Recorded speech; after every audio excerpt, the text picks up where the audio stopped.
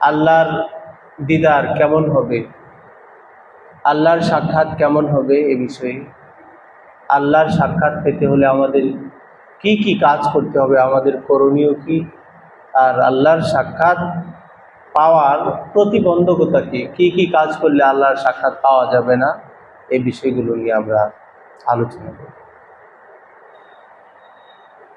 আল্লাহ রাসূল সাল্লাল্লাহু আলাইহি সাল্লাম বলেছেন, যে মুমিন আল্লাহর সাক্ষাৎ চায়, মান আহাব্বা লিকা আল্লাহ, যে আল্লাহর সাক্ষাৎ চায়, আহাব্বাল্লাহু লিকাহু, আল্লাহও তার সাক্ষাৎ চান।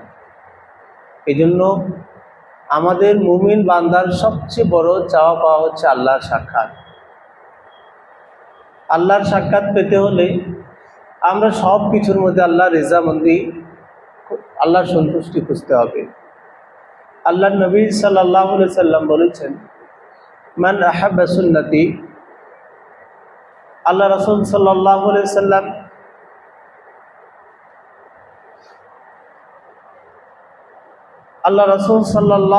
সাল্লাম এক হাদিসে বলেছেন, মান আহাব্বা লিল্লাহি আবগাদা লিল্লাহ ওয়া আতা লিল্লাহি ওয়া মানাআ লিল্লাহি ফাকাদ ইসতাকমালাল ঈমান। যে আল্লাহর জন্য কাউকে ভালোবাসে, আবার কাউকে যদি ঘৃণা করে সেটাও যদি আল্লাহর জন্যই করে, কাউকে কিছু দান করলে সেটাও যদি আল্লাহর জন্য হয়, আবার কাউকে কোনো কিছু দান থেকে বিরত থাকলে সেটাও যদি আল্লাহর রাজি খুশির জন্য হয়, তাহলে সে ঈমানের প্রকৃত স্বাদ পেয়ে ফেলেছে। এই জন্য প্রিয় ভাইরা, আমরা দুনিয়ার জিন্দেগিতে যা কিছু করব সব কিছুর মধ্যে আল্লাহর রাজি খুশি খুঁজতে হবে। বলবেন, আমি চাকরি করি, সেখানে কি আল্লাহর রাজি খুশি আছে? হ্যাঁ, সেখানেও আল্লাহর রাজি খুশি আছে।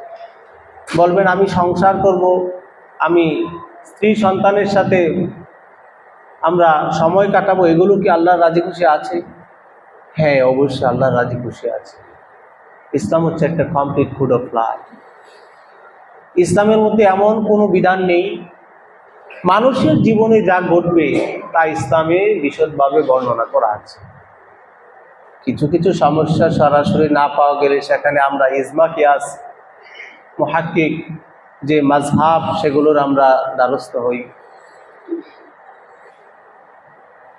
পবিত্র কুরআনুল কারীম যে মূলনীতি, সেই মূলনীতির উপর যদি আমরা চলতে পারি, আমাদের জীবন যদি গড়তে পারি, তাহলে আমরা কামিয়াব হব, আল্লাহর দিদার লাভ করব।